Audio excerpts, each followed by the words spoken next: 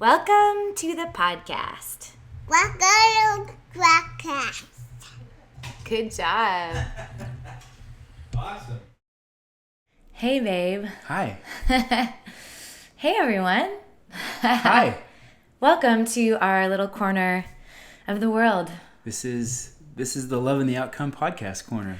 Officially. It really is. It's pretty cool because this corner was really uninspiring, and I said to Chris, babe, can I just have a little budget to make this feel like a cozy corner? And it's amazing. And look. And you look amazing. I love your shirt. Thanks. It's so fun. I think it was Nordstrom $20 special. Might still be there. Go check it out. We wanted to live in California, really. We almost did. We'll get to that. So maybe, I just inadvertently go toward California type shirts. I don't know. I love yellow. There's something about growing up in the middle of Canada that, we get all our pop culture from California. It's true. Mm-hmm. Hollywood, music, Yeah. whatever, It's really funny. I think the more that I get older, the more I realize who I was as a little girl is the true me in a lot of ways. I mean, hopefully I've matured a little bit and don't throw like temper tantrums as often. But all I wanted when I was a little girl was for a yellow bedroom. I begged my parents, could we paint my entire room? So are we yellow? talking? Are we talking like bright, like canary yellow? I think it was or called more sunshine yellow. Sunshine yellow. It was like, bing, I'm awake. Hello, world.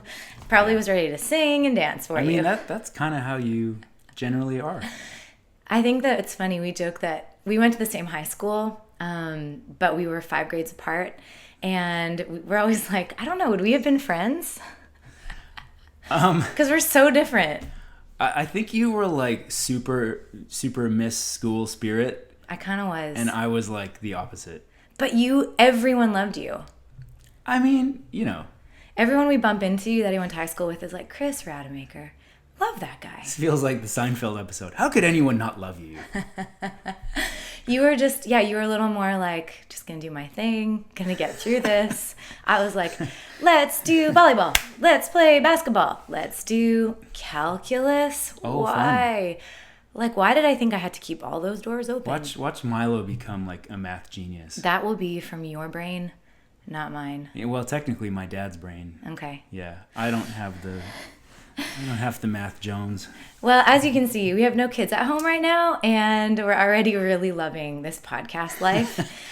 We thought it would be really fun to talk a little longer than we usually get to talk with you guys. And that's really how this began. We're used to playing, shorter sets. We've been a band for 4 years together? Yeah. We'll get to all the details. But I'm probably going to check all my mics and everything every once in a while. Chris is producing this and multitasking. Written, produced, directed.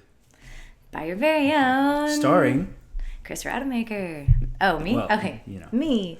But yeah, we wanted to have longer form conversation about stuff that we talk about, backstage when the show's over, when we get back in our little minibus and we put the kids to bed, real conversation that's not edited to a 15-minute blurb that has to sound really perfect, because we're just not those people. We're not very perfect. We're not very neat and tidy. No. Our life is a mess. I'm actually wearing shorts. And Yeah, you've had those for 10 years. They still fit. You should feel good about that. So great. But yeah, we like to say that our mess is our message. It just kind of came out of my mouth on a Motivational Monday that we put up on Instagram for y'all. And I said, yeah, our mess is our message. And I was like, ding, ding, ding. Oh my goodness, that's what it is. We're not hiding our mess from you guys. We're actually saying we're going to do a podcast at our house. So we feel comfortable to just invite you around our table, our conversation. And so what do you want to talk about on this thing? Well, definitely, family. Yeah, we're in the throes of it. We have 202. We have a few key pillars that I think are going to guide it's just our conversations. It's kind of where life is at right now. We're new parents, and we've been married for 14 years. 14 years. Had Almost. babies for 2 of those years, so we'll talk about that. Obviously, spirituality, you have a religion degree, so he's going to be taking us to some cool places in our conversation. And maybe edit that out if you want to just laugh at me. Just leave it in. Yeah. But we'll talk about spirituality. Our faith is sort of the center of our whole life. And we tend to live pretty edgy. We like to go, kind of discover the world. We have faith at the center so we can live on the edge. Boom. And then we're going to talk about conversations with some of our favorite people and stuff they care about. We know a lot of famous people now. We got famous friends. Well, maybe we'll turn that into something. But for real, like some of our closest friends, we've just gotten to know because we've lived on the road for 4 years being in Nashville. So you get to know people on the bus, in pajamas, in real life situations, not just like, oh my goodness, that's Michael Tate, and okay, is my lipstick okay?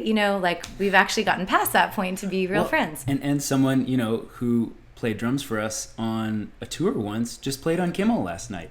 What? That's so cool. Jacob Schroet. That's super cool. Dude, is awesome.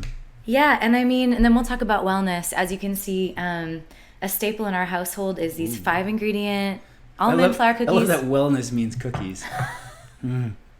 True. Yeah, hey, you did a workout. You did this like wheel workout this morning. Whoa. Are they good? Mm-hmm. I had to use the Vitamix to make the almond flour because we were out. So nice. Yeah, the ab wheel. What is that? According to multiple sources, is the only ab workout you really need. I'm doing crunches left, right, and center. Why? Because this does all of it. It's like this. It's a wheel, and then it has a handle on both sides of the wheel, and I do it on my knees. Some people can do it from their feet, like from a push-up. That's crazy. But I've had 2 babies and hardly have any abs left. Am I going to be able to do this? Whatever. You look amazing. Well, that doesn't mean the abs are working. But thank you for saying that. The abs are working overtime. Okay. Well, I'll try. Yeah. Maybe we'll do a little sneak peek into that Chris workout world. He works out to have the cookies. And we drink a lot of tea and coffee. So wellness is basically what we eat. I mean, for those who are just listening to this, I could be working out right now and you wouldn't know it. You're that in shape, you wouldn't be huffing and puffing? I'd be dying. Okay, busted.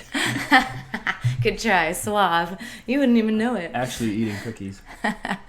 So those are our pillars: family, faith, famous friends. Famous. And wellness. And food. And we're not experts by any means at any of those things. Those are just the conversations revolve around those things right now. That's our life. We should talk about kind of what is coming up. Okay. Because we've been a little bit off the radar for a while. Yeah, I mean, the God I Know, Hands Up, Worries Down is 2.5 years old. 2 boys under 2 will, Wow.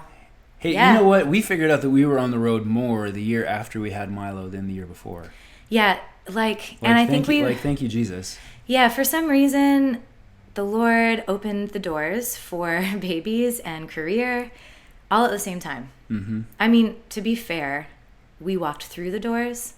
We did. And Milo's first show was at the Ryman. With Stephen Curtis Chapman. He was 3 weeks old. That's insane. People must have been looking at us like, you guys are nuts. And we are. We are. And that being said, when God calls you, he equips you. That used to just be something that sounded cool that I said. And then I stepped back and went, what does this mean? And it means for us that there's always someone on site to care for our boys. We always have enough money to pay our bills. We have our visa to live in Nashville, and we just keep it rocking. I mean, honestly, there are so many verses in Scripture that just like, if I could only get them through my head and my heart, that like any money left over is for giving away. It's like, right. Not for shoes, boots. I mean, travel. You have to wear shoes on stage. True. Yeah, like these are the things I talk to Jesus about. But anyway, yeah, so that's great. Back to what's coming up in LNTO world. We have been playing a lot. Festivals all around the country. Mm-hmm. Going right into the fall. And we keep pretty up to date. Like, we're the ones behind our Instagram and our Facebook. It's not some person at the record label. Guys, we're not that famous and not that much of a priority. It's us doing it all. Nice. No, but fair. It's because we want to. We want to be in control of the content that you guys get. So come check out a show, bring a friend. You have a snazzy new phone to do all that stuff with. So snazz. It's pretty nice. What else do we have? We have some new music coming out. We have some new music. We have a new remix of The God I Know everyone's favorite LNTO song. Hands up, waist down. Famous friends, we got famous friends. It doesn't go like that. Yeah, I don't think so. Anyways, our friends... Please take that out. Stephen Malcolm and Ty Brazel came up with an awesome new remix. Much better rap than I just did. I don't think Famous Friends is part of it. No. But they are our famous friends, so maybe we'll have them on the podcast one day. We're also in the studio, and we've been sharing pics of the studio. We haven't been sharing music yet because, oh man, it's just fresh. But we have really fresh new songs that are seriously our life right now. Oh man, they're just real living our songs. That's what we're doing. We're living it. And that's what's going on. So come say hey, and either online or at a show. We'd love that. We've been playing shows our whole life, separately first then together. So we thought it was only appropriate in our very first inaugural podcast episode that we call it Becoming Love in the Outcome.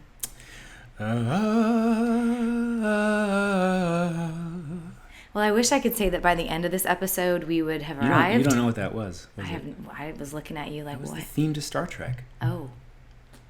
Yeah. Geek alert. I'm going to learn a lot on this podcast. But yeah, we're not going to have arrived at the end of this. We are always becoming. We're always learning how to do this together, whether it be married life off stage, married life on stage. So maybe we should start with who did you want to be? Oh. When you were... We're getting honest. When you were little. You're still little. You're so small. Yeah, I mean, I do feel like a little kid when I'm on stage. I feel like perfectly understood by the Father when I'm on stage. And I don't question things. I just go for it. Play my drum. That got me in trouble a lot. But you know what? It's because it's it's a weapon of worship, and I'm over it. I'm over caring about stuff that people have opinions all the time, but my father has an opinion and called me to do it, and I felt real freedom. Like he loved it when I played my drum, so I keep playing it. I definitely think, I mean, we've had a couple of incidents, but I definitely think that people more often than not come up to you and are like, I don't know how you play the keyboard and the drum and sound and sing like what I heard all at the same time. It's because Alicia Keys was taken. I mean, there's only one Alicia Keys, and she doesn't play the drum. Exactly. I was like, that's my angle. I can trick people into thinking I'm a good piano player. Right. Because when I first saw her, oh man, I saw her on Oprah when it was it must have been 2000, 2001. I just listened to Oprah's Masterclass. It's a great podcast. And it was Alicia Keys talking about her life, and I remembered all the moments she referenced because I literally just thought, I'm going to copy Alicia Keys. I'm going to be the Canadian Alicia Keys. And I tried, I wrote, it encouraged me. She was someone I looked up to, and my mom looked up to Amy Grant. So between Amy Grant and Alicia Keys, I thought, I dyed my hair black. I had taken piano my whole life, so I sort of had that part figured out. And then I sang R&B because I have this low, kind of sultry, sexy voice, and I thought, that must be all it takes to be Alicia Keys. I mean, you could do a lot worse than Amy Grant and Alicia Keys. I've never met Alicia Keys. As kind of like the foundations of your musical. That's true. Well, you know what it was? Philosophy. As a little girl, I was searching for sort of someone to look up to. Mm-hmm. And there weren't a lot of Canadian women, teenagers, to look up to, especially that were believers as well.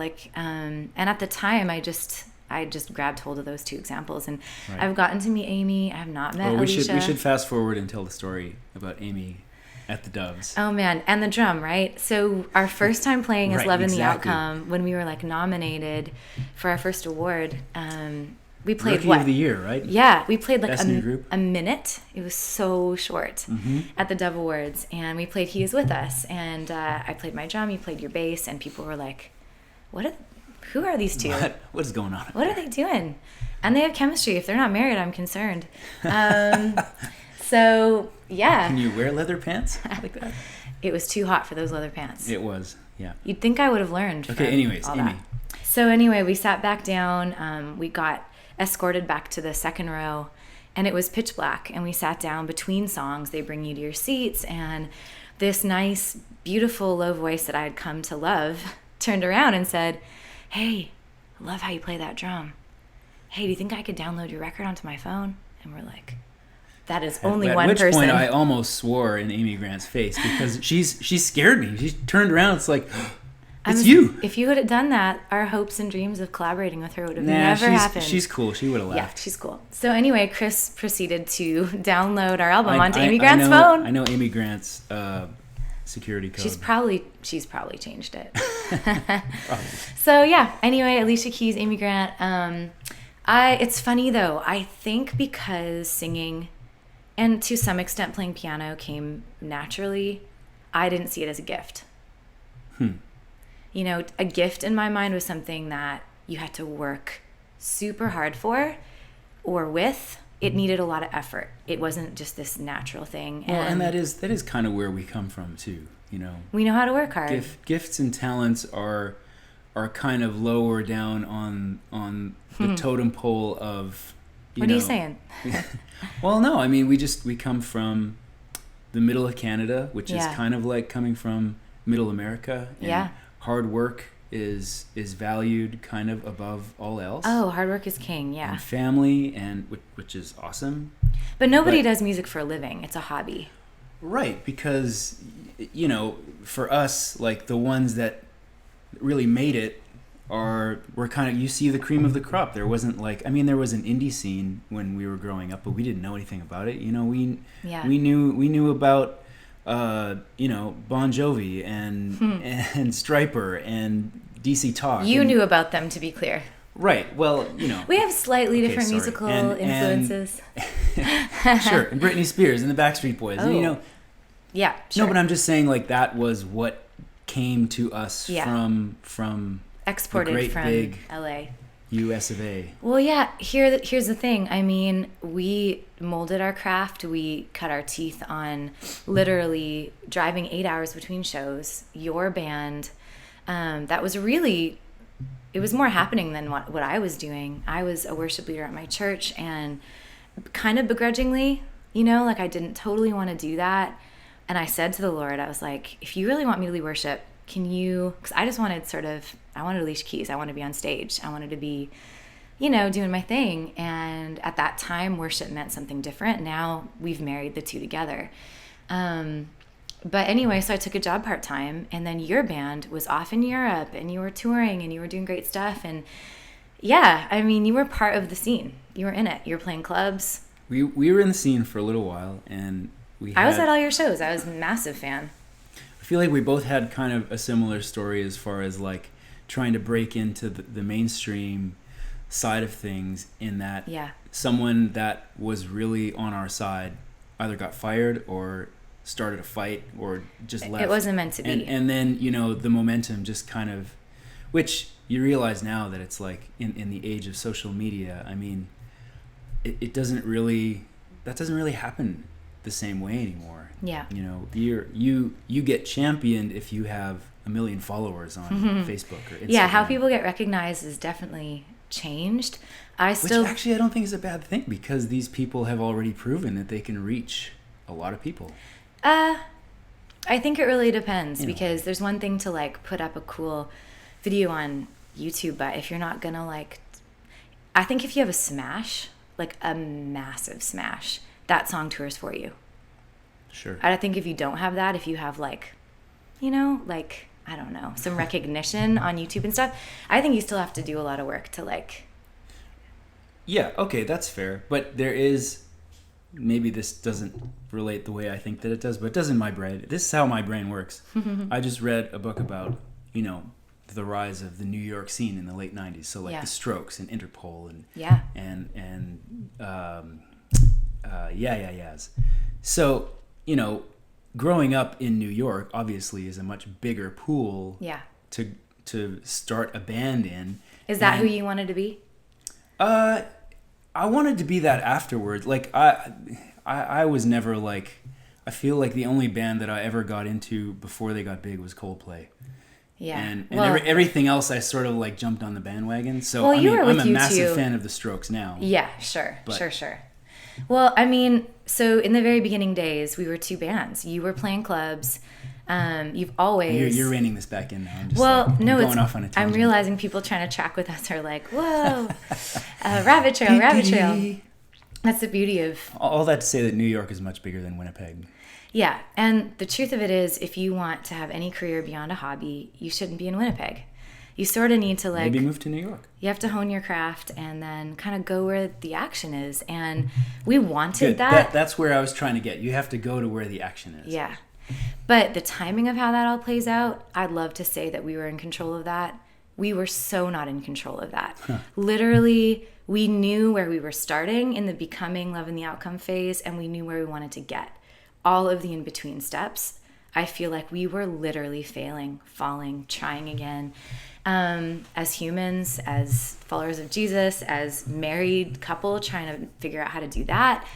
I met you and you were rocking out in your band. I was doing my thing. We weren't a band together. We would have been on totally different radio stations. We weren't speaking the same language musically, but you did introduce me to Dido in your little green Honda hatchback. And I think that was the beginning of some sparks, really. Oh, it was for me. I mean, really? Yeah. I mean, you always tell the story that, you were chasing me, but it was exactly the opposite. Well, once I fell in love with you, I was into it. You were taken. Yeah. Well, we both kind of were. So, yeah, after, you got your band stuff sort of out of your system, that sounds terrible. You guys were amazing, but 4 guys making 0 money, trying to tour and make a living in Canada, and then we got married, and you were the only one married, so I was kind of like trying to support your dream, and mine was sort of shelved, for a bit, and I was just like, how's this gonna work?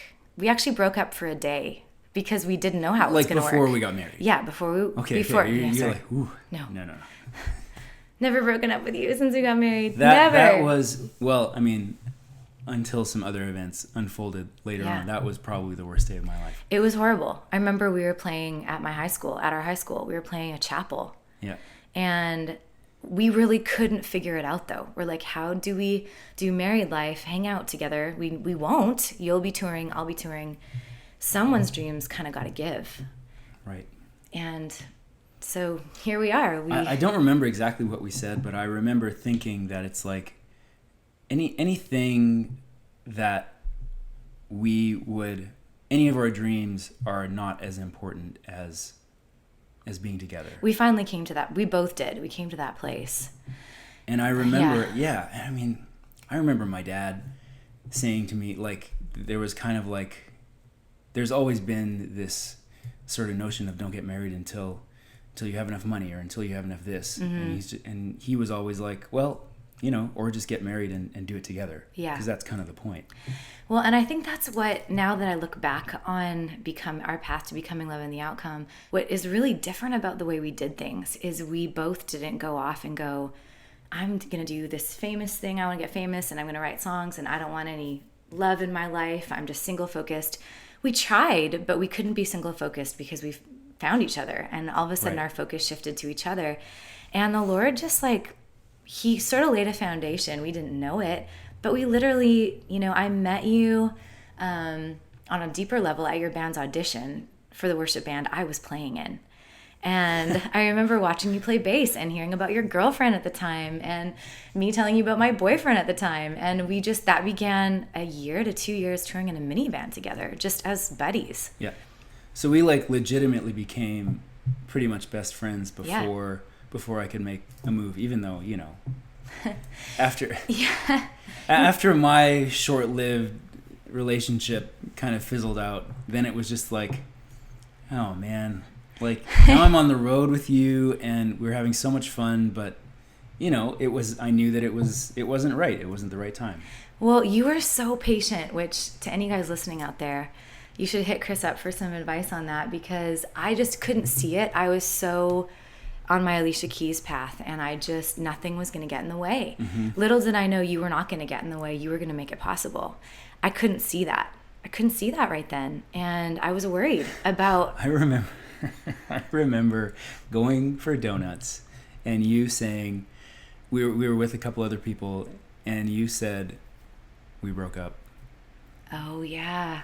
And if there could have been like a GIF for like party hats and explosions going off in my head, it was just, I was sitting there like, oh man, that's such a bummer. It was just like, yes.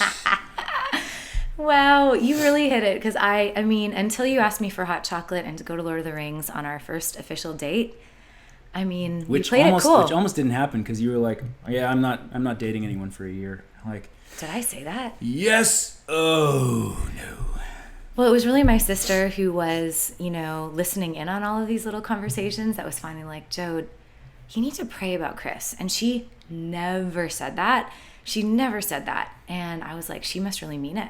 So I promised her that I would.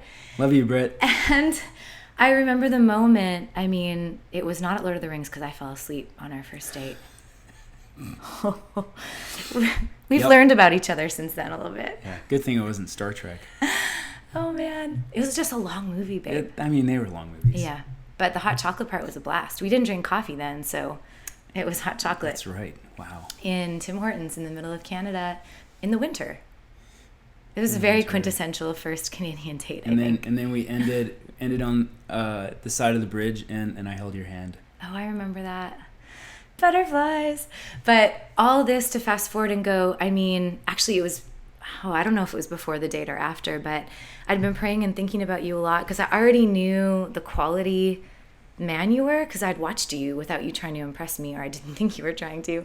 And I was like, man, I knew you were one of my best friends, but I was sitting after leading worship with you at a church in Victoria, and we came off stage. You put your arm around the back of my chair like you always did, but it wasn't like the way you always did it. My heart completely flip-flopped, and in that moment, I saw you as someone I was in love with, not as Chris, my buddy, and I couldn't tell you. I was so scared because I was like, I'm supposed to, pursue music first, and I knew that probably wouldn't happen. Like, I was so hooked, and man, the rest is history. I remember it was probably a week after on the same tour, but we had driven down. We were in Colorado somewhere, and you agreed to watch Raiders of the Lost Ark with me, which is if you ask me what my favorite movie is, that's my favorite movie. and I remember we were watching it at the hotel, and it was just like, because at this point you had feelings, but we weren't really saying anything. Yeah. I obviously had feelings, but we weren't saying anything, and it was just like sitting there eating popcorn together, like watching this movie, and I was like, this is it. If this isn't a sign, yep. I don't know what is. I'm good. If only life had always been popcorn, Raiders of the Lost Ark, and just like happy flowers, love, bubble. And then the rest of that tour was so funny because like we drove through Ontario, like, and then hit like a massive snowstorm. The truck broke down, and you had to drive ahead with the other guys, and you had your 21st birthday in Chicago without me, and like real tour life. And then we met up again, and we got home, and I asked you on a date, and you said yes. We were married a year later, I think. So, man, getting married was step one. We were still two separate bands, though. When we weren't leading worship together, you were on the road. Basically, our whole first 2 years of married life, we were in this little bachelor apartment, basement suite. Do you remember our very first weekend where you played guitar with me? Sort of our very first Love and the Outcome. I do. The infamous Roots tour. Oh, man. I forgot about that. Isn't that so great? So here's what you got to know about me. It's embarrassing but true. I wanted this more than anything. And I was going to try anything to try and make this life happen. And I used to feel really guilty about that. Like there was something really not godly about wanting a dream fulfilled. But now I look at it different. I think that if God has put a dream in your heart, it originated with him. He created you for that dream to be realized. But us putting the effort in is us putting the effort in. It's us walking out our faith and our salvation and figuring out we have a lot of room to play. God opened up the world for us and said, like, go for it, And there are a lot of ways skin the cat is not the right term, but there's a lot of ways to hack Yeah. the way into the music biz. And I remember you were okay. So you would go to Toronto by yourself. Yeah. Take 3 different modes of ground transport to get to where you needed to go. Because we had no money to spend on this once a month. Right. And record new ideas, new songs. You met our manager Andrew there. This is like it's crazy. 12 years ago, 13 years ago. You were still gigging. We were hardly making any money. And I was like, babe. And you got asked to do this show at a Roots store in downtown Toronto. Roots is like, kind of like Canadian Olympic wear. Like yeah, but it's like across Canada. It's like this staple. I mean, they may as well put it on one of the coins. Yeah. And you got asked to do this show, and I had no band. I had no you anything. Didn't have a band. I thought you did have a band. Well, no. I got to Toronto. I got gigs ahead of what I thought I was ready for, and I'm like, okay, I got to do this. So the manager that I was working with at the time said, well, I know this person, this person, this person. This was pre-Andrew. Turns out the guy who played electric for me, shout out to Adrian Eccleston, it was right at the time where Nelly Furtado's massive Timbaland record was at the top. Right, like Man-Eater. And, her huge record. And Adrian was her guitar player. They toured the world together, and I ended up renting his basement whenever I'd go and just staying there by myself. I think I paid him $100. And everyone was like, we want to meet your husband, but you were on tour. We were just living kind of different life, like same life, but like not in the same cities. Right. But we both knew if we wanted to make this dream happen, it wasn't going to happen in Winnipeg. We'd have to move. Toronto was the first logical step. So anyway, they ended up saying, come play this event. And I said, okay, can I tour all your stores across Canada? So they didn't pay us, except they paid us in clothing. So we got free Roots clothing, like backpacks. We were like selling back to school wear and playing. I got like this super dope like Jamaican bobsled team jacket that I wore once. We thought we'd made it basically. Because I thought it was cool, and then everyone was like, dude, that doesn't look good on you. And all the while, babe, it did look good on you, just to be clear. All the while, we're playing in storefront windows, living in our Jetta. West Edmonton Mall. I remember the biggest mall in Canada, sort of like our Mall of America. Yeah. And playing. Yeah, it was crazy. We literally were pumped if we sold. Mama, those mannequins are moving. Wait, whoa. Good thing we didn't have the babies, because we looked like we were maybe on the verge of something, but we were broke, living in our Jetta, staying with friends. Thank God for that Jetta. Oh my goodness. Tom and Shirley, our friends in Calgary, we stayed with them so much. And we were pumped. If we sold 20 albums, they were EPs. It was like 4 songs. Yeah. We were like, babe, high five. We made $80. We made enough to eat for tonight. Like, what kept us going? Goodness. Exactly what you said. There's this fire that is just burning. And then when we started doing it together, you like ignited the fire even more in me. And that's cool. After the first week on the road together, I didn't want to come home, because it's like, well, we're home. We're home together. Yeah. And we're doing what we love to do. I mean, it was the dream. Home is just where our families are now. It doesn't really. And it was crazy, because to make the rent, we would play these stores on the weekends, and then we would drive through the night all the way home back to Winnipeg, where we're from, because you had a video editing job that you had to be at first thing Monday morning. It was a great job. He was so flexible. Oh my goodness, babe. Ernie and Lynette. How did you keep your eyes open? You were trying to edit video. You're half asleep. Red Bull and pizza. Seriously. All the way home. Because it was 13-hour drive. I think there's a stretch between Winnipeg or maybe it's Moose Jaw and Regina that is actually, it doesn't turn. There are no turns for an hour. Thank goodness. Yeah. It just like set the autopilot and just like, okay, here we go. It was, if we could tell you all of the stories of like being in ice storms and mountain stretches, and it was just you and me. We had sold everything at that point, because that was how we made my first album. We had not enough money to just go, let's record a record. We had to find the money. And this is how, I can't even believe you had the faith for this, but you were like, let's just not have a plan B. Like, let's live for what we feel is in our heart.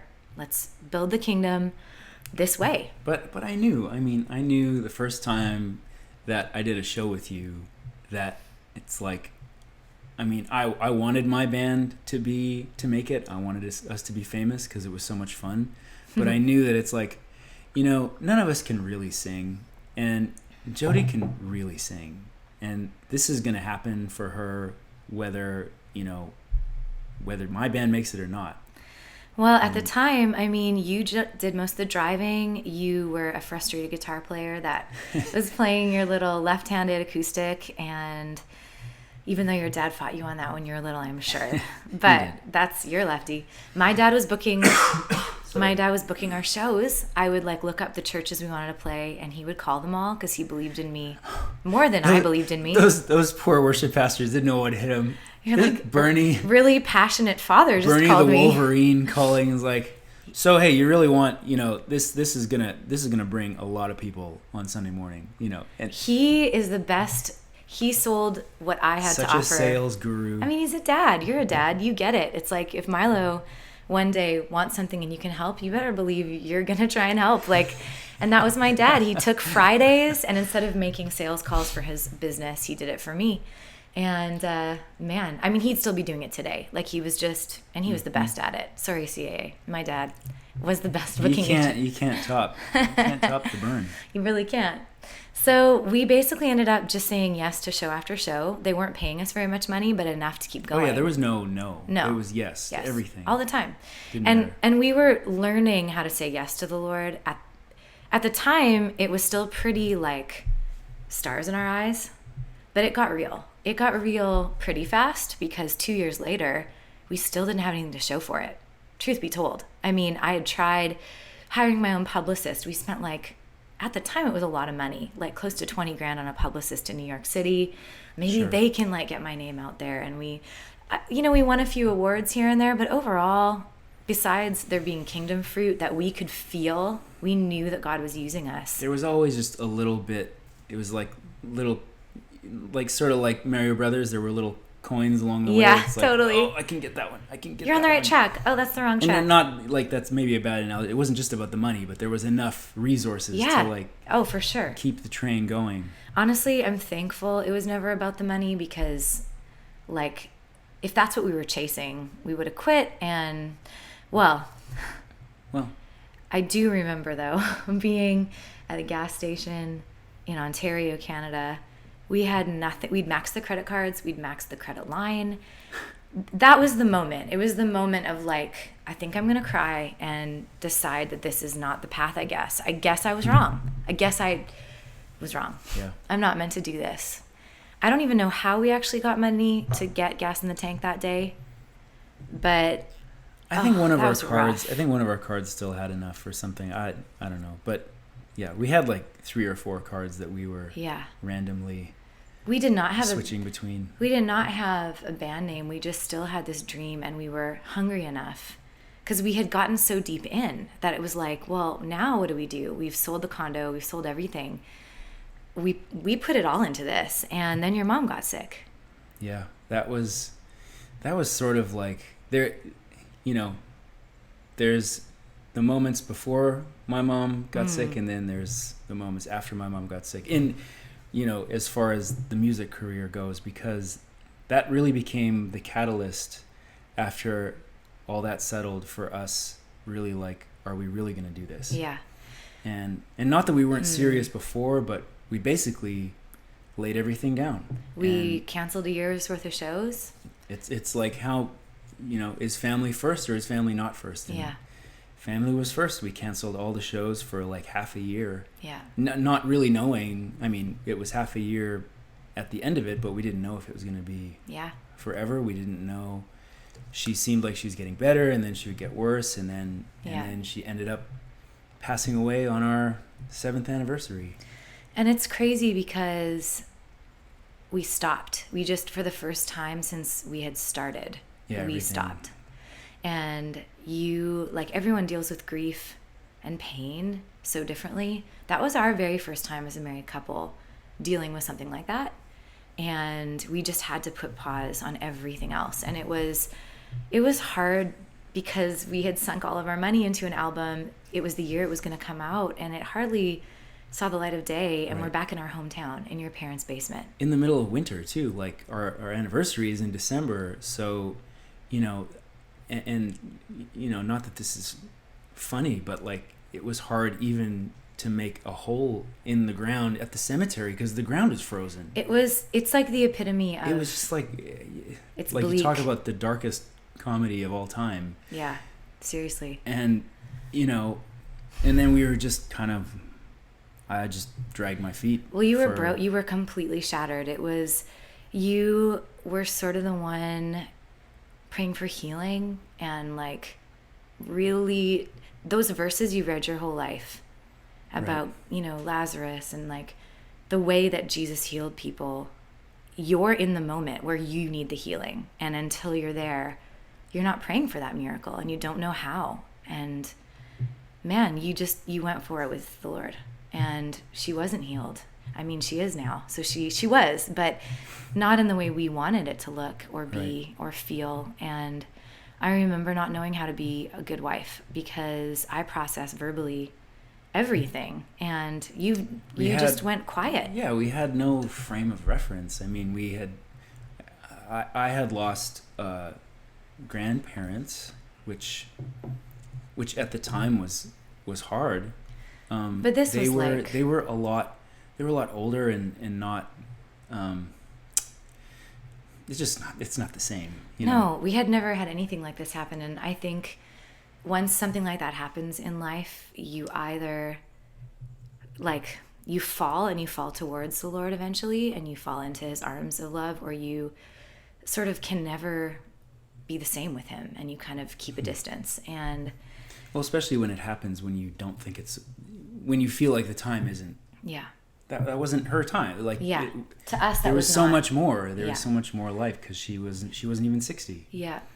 Well, and I mean, I think we should do another podcast on grief because fast forward, we're going to your dad's wedding and he's remarrying, and that was another stage of grief for us and for you, of going, you know, your dad texting and saying, who wants mom's Bible? And all these things that he'd held on to, because until you remarry, there's no reason to go there.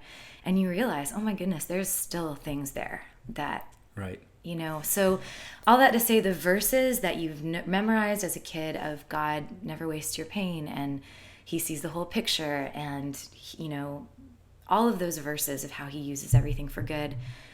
I think your mom must be so beyond proud that us stopping and pausing caused us to go, God, if this is what you have for us in this season of life to do, we've tried everything in our power. We have nothing left. You have to take over. You have to show us the way.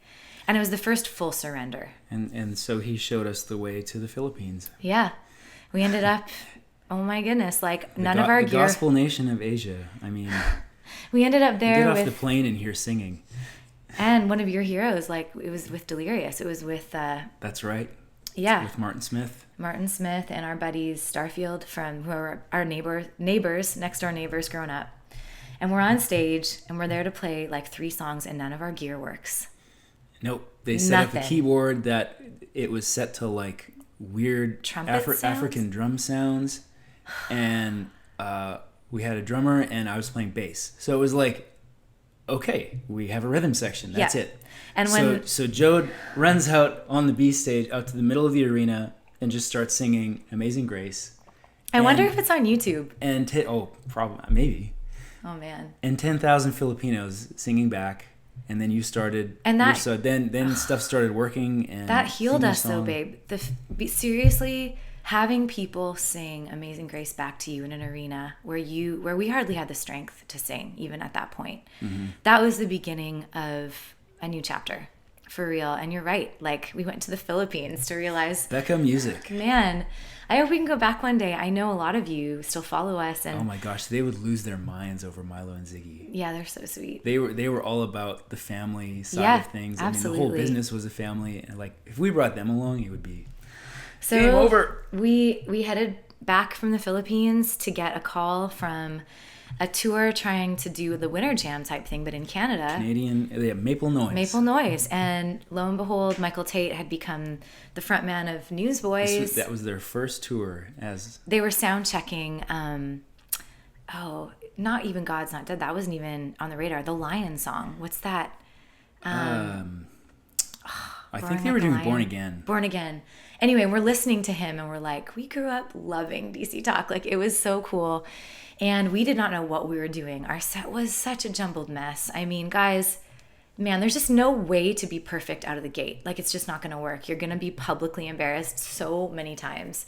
And that'll help clarify the vision. So Michael Tate was side stage and he saw something. You know what? He recognized his talent and he saw you up there and he's just like, I'm not sure what they're doing, but this girl's got it. Why are you in Canada? You need to come to Nashville. Mm-hmm. And we were like, okay, we don't live anywhere anyway. Let's do it.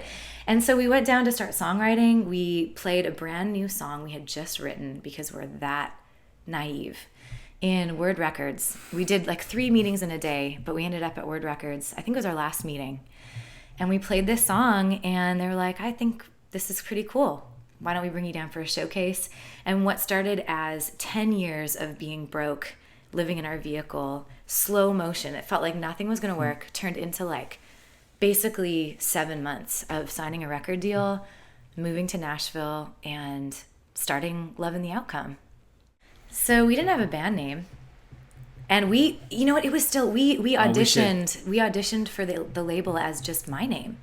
And they were like, they saw it. Jody King and the Wolves. Yes, which is why Milo's middle name is Wolf. And they were like, hey, but we don't want the solo thing. We want the husband and wife duo thing. And we're like, sweet, because that's what we've been for the last 2 years. And it's like, isn't that so funny, like the irony of trying so many different paths and then coming to Nashville and showcasing for a Christian label and then being like, you know, I think you guys being married might be an asset. Where we'd not playing in Thank clubs. you, Jesus. No one talks about being married as an asset. Yeah, it was just nuts. And we didn't have a band name. Oh. You need to tell some of the names. We had terrible ideas. Some good ones. The Loved Ones was a great idea. The Loved Ones was the best one that we couldn't use because it was like they're like a hardcore band from New York. We tried to get that name. We tried? Love Struck, not one of our best. Love in the Outhouse. Oh, come on. Please no. Maybe we've been called that. Love in the Outfield. Oh, maybe we that's get called once in a while. I do remember that. I can't remember what station it was. But up next, Love in the Outfield. I was like, are we a baseball team? Oh, right. Yeah. Sounds great. Field of Dreams. But I do remember thinking the name was too long. And then you were like, well, what about Lady Antebellum? It sounds classic. And that helped me. I was like, okay, let's do it. And God is Love, We Are the Outcome. And it seemed like more of a invitation to like a movement. Like fans would come to the show and be like, I want to love better. And I want to let myself be loved by God for who I am. Maybe this could be pretty foundational for our fans going, man, it's like a wave of love just hit me, you know, which sounds cheesy, but we're cheesy. Whatever. We're cheesy. And then you came up with this chorus, He is with us always. Yeah. And that was the start. It was of touring in America. And it was the beginning of realizing that when you walk in a room to co-write in Nashville carrying your drum and your bass guitar, people look at you like, what are you doing? What are y'all doing? Yeah, and then you get behind the mic and it's like, oh, I see what y'all are doing. But you know what? Time, there is no substitute for process and for time. It just, in our married life, we realized that you can't skip the process. And we wanted to know who we were on that first record, but we were so just figuring it out. And how do you combine someone who grew up on U2 and Stryper and with someone who grew up on Alicia Keys and Amy Grant? That would be an amazing tour. U2 and Stryper. You know, it was like, it really took us a minute. You were used to the back of the stage by the drum kit, and I was like, my drum's at the front, babe. Like, come up here and rock out with me. It's like, hey, up there. Hey, I see you. You're you like, look good. I like it back here. Yeah. So we're still figuring it out. We're really green. I mean, we learn from failing and falling and trying again, but... Do you still like doing this? Most days. I'm not gonna lie, it's way more work than I ever thought it would be, especially with 2 kids. But every day that I wake up and I get to do something that still fires me up must mean God's not done using us yet in this way. Yeah. You know? I thought it was going to be harder to do this once we had kids, but it's actually harder to leave them at home. It is.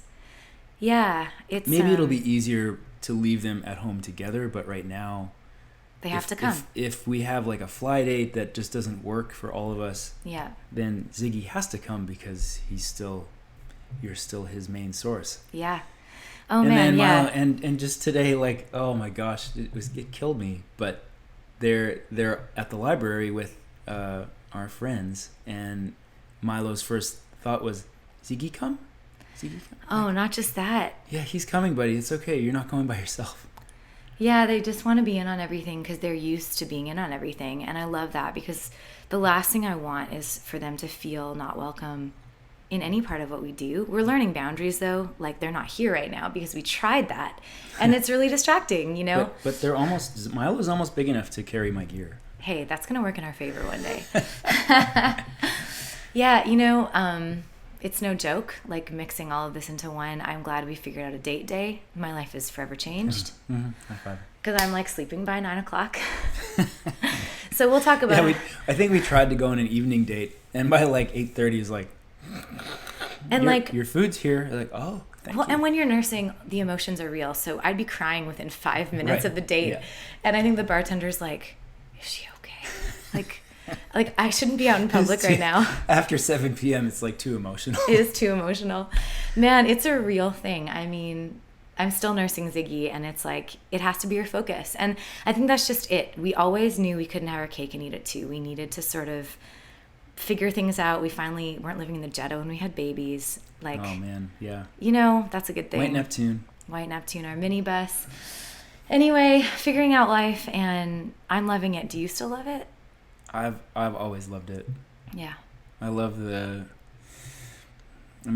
being on the road. I actually like being on the road more than being in the studio. Yeah. But I do like the break once in a while of just like focusing on music. But being on stage with you is still my most favorite thing to do. Well, and you know until what? we had Milo and Ziggy, and now like when they come on stage with us, then it's like, yeah, it's perfect. Yeah.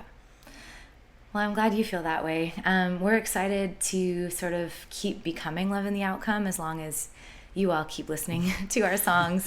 And on that note, if you want to rate us off of our very first podcast episode and give us the whole 5-star, even though we don't know what we're doing, we would love that. And that's the way we're going to, We'll send you cookies.